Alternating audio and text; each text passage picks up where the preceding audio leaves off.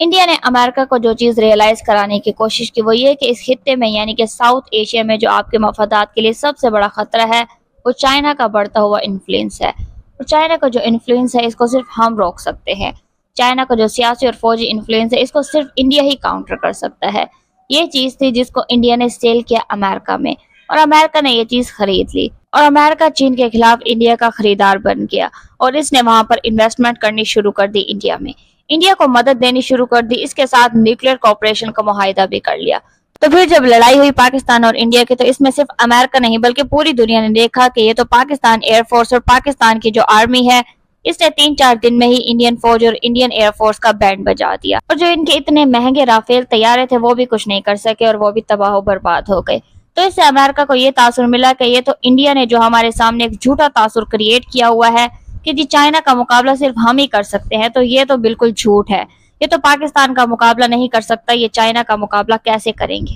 تو آپ کو یہ یاد رکھنا چاہیے کہ جو انڈیا ہے اس نے ہمیشہ ہی ڈبل گیم کھیلی ہے۔ جب کولڈ وار کا زمانہ تھا ایک طرف سوویت یونین تھا دوسری طرف امریکہ تھا، تو پاکستان تو کھلم کھلا امریکہ کے ساتھ کھڑا تھا۔ افغانستان میں جو امریکہ کی ایک پروکسی وار تھی وہ بھی